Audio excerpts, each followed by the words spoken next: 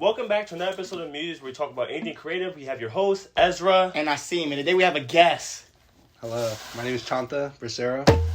That is all right. Nice to have you, Chanta. I love your name, by the way, bro. Thank you. I appreciate it. What does it mean? Well, it means a bunch of things. In Turkish, it means just like handbag or some shit. I get made fun of a lot for that. And in Haitian, I believe it means moonlight. Don't quote me on that. That's just what I was told. And in Cambodian, it means like beautiful Cambodian woman. Oh, well, I think you're a mixture of all of those things. You're a mixture of all those things. So tell me a little bit about what you do, your social, just a little quick intro to what you do, who you are. Sure. So I do a lot of things. I'm a jack of all trades. Originally, I started in art from a very young age, and then I developed more to film when I was 14, and now, as of recent, I've been doing a lot of YouTube content creation and stuff like that. My channel is Slum State, and my personal Instagram is Ramen Juggy. I'm also a model, and I do animation as well. That's fire. So I know you go to NYU. Mm-hmm. What's that like? A lot of pretentious white kids, but like it's, it is what it is. Like they have somewhat of a community there. You really go there to network with people and stuff like that. Yeah. Mm-hmm. So it's a generally like decent community. Everyone's super talented. Just like some of the personalities don't mesh up, but that's what you expect in like a Before you went though, do you feel like you had a good way of networking, or did you learn that while you were there? The way that I network, I've definitely had beforehand. I developed that in this nonprofit, which is where I started film. It was in this place called RealWorks, and there they taught me documentary filmmaking, and that's how I made my first film. And I went on to win awards and nominations and stuff like that. Oh. However, they taught me valuable skills regarding networking and stuff like that, and that's how I kind of developed. However, I did go to BMCC before NYU. I'm an external transfer. Okay. And networking over there was like insane. No one wanted to fucking be there. They were like just there for fun, I guess. I get what you mean. And I know you're a film major. Yes. So how does NYU or BCC? What do you say? What's BMCC. BMCC. How did both those? How did they push you film wise? And is it a lot of work within it? Is it like? I think at BMCC they kind of lean more towards teaching you television and keeping you strict. Like there's not that much creative, freedom of creativity and stuff like that regarding that. However, at NYU, in the classes that I've been in, even in the television category, they very much like encourage you to be as creative as you want. And, like I mainly write for children's television and stuff like that. Oh, okay. So when we were doing a class called writing the half hour, everyone there is like doing like sitcoms. They're like, yeah, I want to do adult sitcoms. I want to do like the fucking Office and stuff like that. I'm like, I want to do a children's animated television show, and they were like, what the fuck? Why? And I was like, I don't know. That's what Do you still want to do that? Yeah, I still do. I have like the characters written up and stuff like that. I wrote like my own pilot, a few episodes and stuff like that. I have the character designs, and then I was also advised. Well, I was recommended like, have you ever considered like graphic novels or like children's books and stuff like that, which is something I plan to explore in the future. That's so funny because my boy, he wants to do that type stuff. We gotta chat. We gotta chat for sure. So that leads into like our topic, which is how to not feel like an imposter as an artist. And I think that's very interesting. You talk about your background, how school affected that, and how just your own upbringing, your personal artist upbringing affect that as well. So you think like did school help you bring you into your artistry even more? I definitely think staying exposed to a certain like kind of craft and a bunch of like-minded people is always like amazing, and it keeps you engaged. So if I were to be sitting in my fucking room playing video games all day, no shame in that. But if I want to be creative and I want to be at this certain level of like top tier, whatever the medium may be, so we'll say YouTube content creation, then I need to surround myself with people who are also like-minded and want to do more and want to stay engaged. So I think a lot of it plays into environmentalism and like who you surround yourself with. For sure. So I think being in school, yes, I think it does. For sure. And I just think that all depends on, I guess, how good the department your school has is, as well as how can you pull the benefits out of it and like maximize it as well. Because some people, for example, YouTubers, I love YouTubers a lot, like they kind of grow out of what school can provide because they're already doing the stuff they want to do. I know we spoke about Sneeko. I know you're not the biggest Sneeko fan. I used to like him a lot more in his earlier days, but how he outgrown his department, made millions of dollars with YouTube, and just betted on himself. And I think that's very cool in a way. And I think he earned that artist name for himself as well. I agree. I mean, definitely, like, when it comes to the programming, like you said, like, when you first went to the school, there's a lot of people that, were more pretentious, I would say not your average Joe when it comes to your environment that you like with film.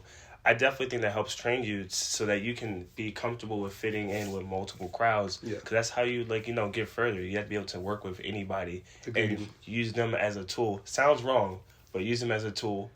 Because they are tools. So, use them as a tool to push yourself further. And you have to utilize everything at your disposal. So I think that's great. Agreed. One of the things that I developed is a strong sense of code switching. I've been code switching all my life. Yeah. Just I think we all have to do that sometimes. Exactly. But being at NYU, you kind of have to code switch in a certain way to kind of match that demographic. So it's like somewhat business and standoffish because they all have egos. Like everyone has a fucking ego, but like theirs is very like fucking like I'm the fucking I think there's best. ego categories. What happened? There's ego categories. There is ego categories, but I just pretty much I just learned to coexist with that type of niche, which is something I don't usually... And I like that because like usually a negative and it's primarily racial connotation when it comes down to code switching. But what we're talking about right now is seeing, okay, they're walking with this level of ego or just... Like you said, what they call petitiousness. So petitiousness. So like, if they're walking with that, you gotta walk with that as well to show that you're no pushover. Because if you don't, sometimes your ideas can get pushed to the side while their ideas get pushed forward. I feel like you can do that tastefully though. Yeah. Like for instance, when you are in that environment, I say this a lot. I was talking to my dad about this too, and this also leads back to our ego episode, where sometimes you have to be able to. You have to come through with confidence. And gain trust, and also like you have to let them know that you're that shit, but at the same time do it with respect. Where it's like you want to hear other people's ideas, you're open minded, but you know that what you're doing is that shit, and you're gonna stand by it. So I think there's a way you can do that without being straight up just like an asshole. Yeah, Agreed. Which a lot of people kind of get confused with it when you say that straight out like that. For sure, and I just want to add on that, and I know it's taking us a bit off topic, but I really like that a lot because I saw the thing where it's about just earning your confidence and earning your self-respect where you know that you're doing everything in your power to earn that title. Yeah. And it kind of does bring us on topic because with art, you have to earn that. So you can't feel like an imposter if you're actively pursuing inspiration, inspiring, creating, failing in art, and overcoming those challenges to make something good. And I like how we all doing that within our art and things like that. So the question I have though is, what do you consider an art imposter? I want to ask both of you guys. Would I consider art an imposter? Like, who's an artist, or would you consider someone as an imposter in the art world? In the art world, I don't like calling anyone imposter because I have a firm belief that everyone starts somewhere. And so that's how you develop good skills in whatever niche you do. Like, if I never picked up a pen or never, like, tried to do X, Y, and Z, then I would never become, like, the person I am today and with the skills that I have. So I don't like calling anyone imposter regarding that. Yeah, definitely off of that, like, I feel like that's definitely a great take because at the end of the day, everyone has their own skills in the artistic world. Before, it was, mainly people just wanted to make work. There's a lot of people like me that care more about the art side, but there's also a business to it. People make a living off of this. Just like we're talking about Jeff Koons. Yeah. Like, Jeff Koons is, Jeff Koons? Doesn't he steal artwork? I don't know the exact details, but a lot of people don't like Jeff Koons. But ultimately, he's kind of like I would say he's more of a businessman. Creative director. Art director. Yeah. Creative director. I don't think he steals artwork, but he does utilize people's skills. He credits it, but he doesn't really credit people as much. So it's just like, it's kind of like in a situation where, yes, everyone has their own category of how they pursue the artistic world, while some may take it too far. And some need to push it a little bit further. So how about you, though? And with myself, I would think it's all about a mindset. Like, you got to be able to fully connect to what you want to create and allow yourself to be open for failure. I think that you only feel like an imposter if you're fully not knowing who you are within anything you're doing. Yes. Like, within all things. If you don't know who you are within that space, you're going to feel like an imposter. So you got to know who you are, what's your voice. And I want to speak on this. It's like, to not feel like an imposter is many things you can do. For example, we talked about culture. Like, dive deep into your culture. We all come from either a similar culture, slightly different culture, and dive into that. Make that's you can't feel like an imposter with something you was born into. So if you're using your culture to find yourself within art, tell stories that's similar to your culture, your grandparents' culture, your great-great-grandparents' culture, that's a beautiful thing because now you can find yourself in that space and then pivot off of that.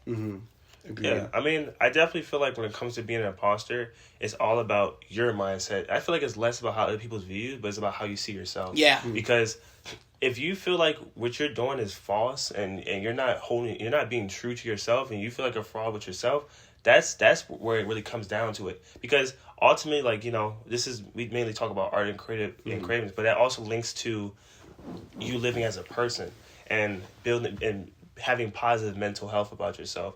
So I feel like coming to the realization that you're uncomfortable with your own skin, knowing exactly what you're sought out to do, knowing that you don't feel as an imposter, I feel like that is better for everyone. So I think it's like, as a common point of that is always confidence. Yeah. You should always have confidence in everything you do. Yeah. Especially if it's coming from the heart. There's no reason why you should feel like a fucking imposter telling something that you are part of. If you are part of that art or whatever niche that you're doing and you're pulling your all and you're building off instinct, there's no reason to feel like an imposter in that place. That's like great. Me going to fucking like NYU and being at these events and X, Y, and Z, like I'm technically not supposed to be there. Like statistically I'm not supposed to be there because I grew up, I had like a really bad like upbringing. But there was never a point in my life me going there where I was like, I feel like a fucking imposter, I shouldn't be here, because I'm like, I earned it, and I'm creating from the heart, I'm doing the best I can, I'm here for a fucking reason, I worked for it. There's no reason why any of y'all should ever feel like an imposter in like a space that you have worked so hard and dedicated like a lot of your time and effort towards. And that's very true. And I think it's all about saying is building upon and adding towards your own self-value. If you can't align yourself and identify with your own self-value, how can you expect anybody else to?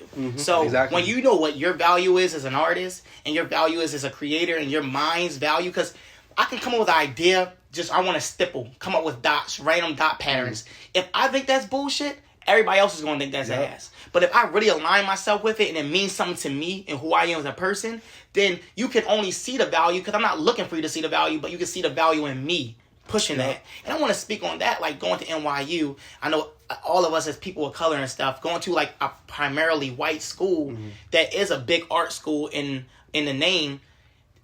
Do you think that it kind of makes you feel like an imposter, or can make a lot of artists of color feel as though that their voices isn't as big because they don't get accepted? We don't get accepted as much into schools like that, like white people do. I know you're about to say something. I had a quick thought about that though. Yeah. Is ultimately though, I feel like, yes, that is part of it. But another part is, like, if you've gotten to that point, you mentally have tuned out everything. And honestly, that situation that I put in, no one's there. Like, where I go to school, I have no competition but myself. Yeah. And no one around me exists. I'm just pushing for the next piece and the next piece and the next piece to better myself to get to the goals I want to be at. I shoot for the stratosphere. Right. So it's like, but it's for you. Yeah, exactly. I like that. For me. I like so that's why I feel like that I don't really feel uncomfortable in that situation, because it's just me and myself.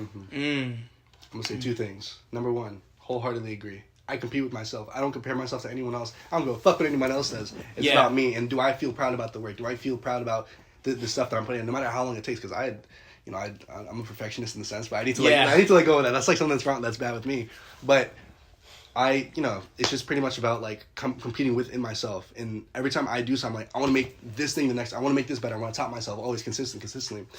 But regarding the PWI and imposter syndrome, I was in a play at NYU. I feel like this whole thing has been like me going to NYU, like identity. That's not y'all. It's just me talking about it. But I'm like, I barely claim that title. I'm happy this question, really, like you've been able to resonate with it, and like dig into it. So I had been in this play at NYU, not an actor whatsoever, but I acted in this play, and I had this writer named Brittany, and she essentially was, I think this was like one of the first major Hispanic plays, coming of age stories that has ever been screened at NYU and stuff like that. And they cast me because I'm part Puerto Rican and whatnot. But she wanted to make it all inclusive, and one of her main goals that she always was very vocal about was creating opportunities for people who are not supposed to be here, like who are not meant to be here.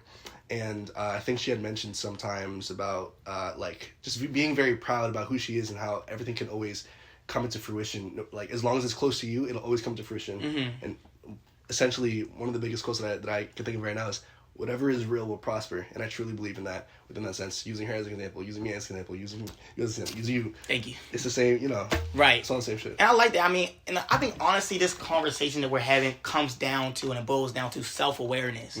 I think art is all about self-awareness. To be able to dive into your culture, your roots, who you are as a person, as an individual, all those things is being self-aware, and you got to meditate on those things and fully align yourself with, okay, this me, is this really me, is this really me? And when you find that and you're self-aware about that, you can really see the value that you have. Because a lot of times you're not aligning yourself and meditating to see who you are and being self-aware about all the things you might struggle with. Like how you say you're a perfectionist. Okay, what's making you a perfectionist? Is it the fact that you're thinking that everything you had to bring to this just wasn't good enough? And why isn't it good enough? Or is it because you know it could be better? You know what I'm saying? So it's like balancing those things and being fully self-aware in that space. And I think once you can be self-aware and know you're being self-aware in a healthy way, you can really blossom and be a great artist. I mean, I feel like a lot of times, I don't know, it might be kind of weird, but when I make a piece of work, I actually like when people say, "Yeah, I kind of feel strange."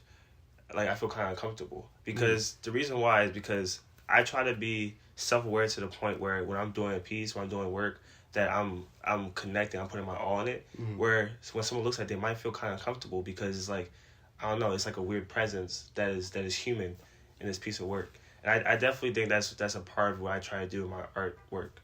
I also love when people say that. Yeah, I eat that shit up for fucking breakfast. I don't know, I feel kind of uncomfortable when I look at it. They go, "Oh, your drawings are cool, but they make me like."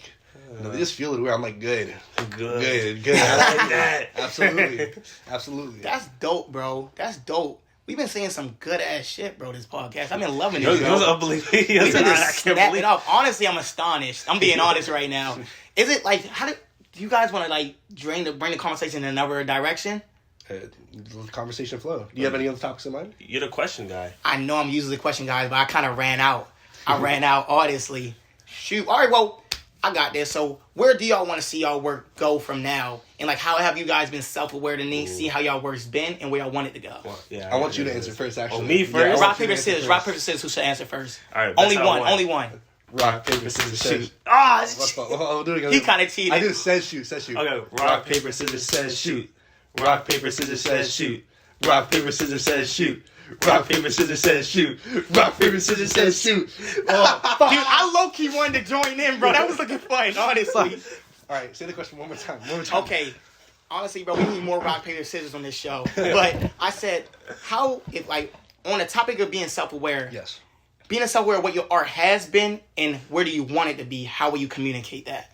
Okay. How will I communicate where I want my art to be? Like, And where it do you has want your been art and to where be? where do you want it to go? Well, doing YouTube content creation, one of the things that I'm learning because this whole process is about learning and stuff like that. Yes. Especially with any fucking art, you learn by failing and XYZ. And behind closed doors, I've failed so many times, but it's taught me like so many valuable lessons. And since I'm in the field of YouTube content creation, and I'm always like studying different people and how to succeed, and like is there a method to the madness and whatnot, I think it's a bit different in terms of success. I think once again, what is real will prosper. So as long as I stick to doing what I love and what me and Sais love doing, and as it's like chill, I think it'll prosper. And where I want it to be, ideally, I would like to live off YouTube video, like these YouTube videos that I do, like, and have variety content and kind of just do my own thing in a sense, while still being recognized for the art that I put out. Like whether it be just illustration or the children's novels and stuff like that. I just want to be recognized. I love that, brother. I love that, bro. Ooh, that's I don't know if you guys watch WWE, but like Roman Reigns be like, acknowledge me. That's like his whole thing. I love that. But I think it's actually kind of funny that you said children's books and everything, and knowing, like, after hanging out with you for a day is so funny because, like, you and me, no one would think that we would want to do anything involved with children. I hear that so much. Bro, I'm like, I tell people, like, oh, I want to make some children's books. They're like, what? Facts. They look at this and they're like, children's books. What? I drew people getting cut in half. I did erotica before, but mine's that. I'm like, Mine's that. So, like, ultimately, like, where I want to be with my work is kind of like I'm big on storytelling. So I would say when I was younger, I had a lot of. And I would start where I start at. So when I was younger, I had a lot of like dreams and daydreams and nightmares, and like these were built off of sleep paralysis. And I feel like a lot of that came with just my mental. I had a hard time understanding like reality of like what's the point of being here. What's the point? That's what I was like when I was a little kid. I was like I was trying to understand what's the point of even living life and going on. And so all these stories kind of came to me, and it kind of helped me see things in a different life, and I wanted to share it. So as I grew, I met good people like my homeboy Nasim, you know, my girlfriend, friends, and I talked to my family more. It helped me kind of come more accepting of myself and wanted to open myself up more. So in the future, like right now, I kind of want to work on making stories. I'm gonna probably have my first book out next year. So okay. Children's book? It's gonna be. It's probably gonna be an adult picture book. Because my children's book is gonna go under a different name. Because I have 3 middle names. So I have powers. I have a question for y'all. Yeah. Where do you see yourself in 5 years? 5 years. Dude, I kind of want to ask my own question before, but now I'm going to answer that. 5 years, bro. 5 years, I see Muse Hall. Self-esteem. Like, it does everything it's supposed to do. Yeah. The Muse is running as a show. Every form of content that we want is self-sustaining and is supported by the public. That's the main thing. I see myself graduated. And yeah, with a self-sustaining business, making art with my boys, you two. In 5 years, honestly, I'm just gonna finish what I was saying. Then, in 5 years, along with Muse Hall, the thing I'll be leaving books. Well, I'll still be doing books for my old man, but I'm gonna actually start making installations. I want to do interactive gallery shows where it's like wax figures and mechanical like sculptures and shit, and it's just translating the stories into a real life experience. So I see myself doing Muse Hall installations and keep making books. That's fire. I love that. How about you? Me? I already technically gave my answer. I was like, I want to be... I think I still want my YouTube channel, Slim State, go subscribe whenever my shit drops, to be self-sustaining on its own. I want me and Saiz... Well, I want Saiz to find his own passion as well, because he loves doing these videos with me. I hope. I'm pretty sure he loves doing the videos with me. This whole time. I know he mentioned that he loves doing the videos with me. He loves being a part of it in X, Y, and Z. But one thing that he always struggled with was finding his own personal passion. And I think he said that he loves watching me grow and blossom and me doing like this path of YouTube and content creation because it helps him discover who he is more. So I think, number one, I want him to have his own thing and him figure out like what passions he wants so I can help him with that. I definitely want to create my first short film. I have so many scripts. I have one that I really love, but I don't trust anyone at NYU to shoot it. Sorry, y'all. And YouTube channel self-sustaining. I want to buy my mama a crib. For sure. I want to have my own loft somewhere. I want to be able to buy a nice steak dinner without looking at the check. And then I just like, I eat whatever bro, the fuck I that's want. vibes. That's vibes, bro. I forgot to mention the money down. Facts. Yeah. Swing my dick out in Bali. Right. When I say self-estating, bro, I mean like for the crazy life I want. You know what I'm saying? So self-esteem don't mean, okay, boom. But self-esteem means, oh, bro, we can travel, we can do this. But for my own question, I was going to answer, like, I'm similar to both of you guys, but primarily, like I said, I'm a simple life type of guy. You know, I want to get my house on a farm, you feel me? Have my wife and... Me too. Bro, me wife too. and kids, big family type of guy. I want a garden. Do you guys, like, since y'all want to make kids books, and I find it interesting that a lot of people don't think you guys... Can't see you guys making kids books, but we all have been kids before. So if we all have been kids, that's still a part of us that we can connect to and make books that you wish y'all could have read as kids. But as well as, do you guys want to have kids? Yes. Ooh, I want 2 to 3.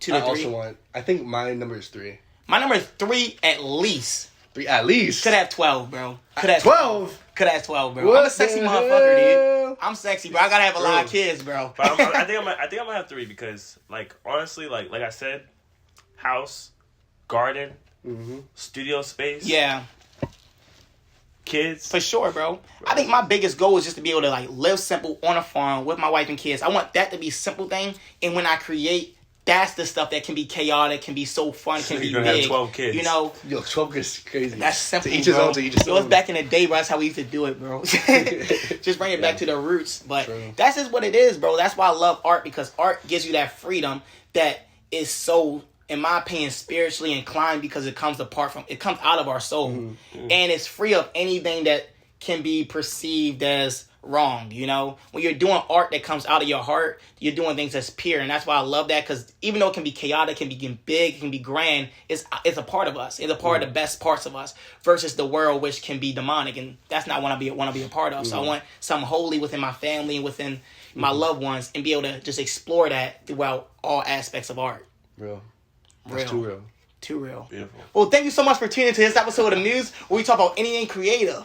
We have Ezra, Nasim, And Chanta. Nice to meet y'all. Guys, subscribe, leave a like, hit that bell icon, and comment. And tune in next week to find your Muse. Subscribe. Half of y'all not subscribed. Bro. Subscribe now! Get now!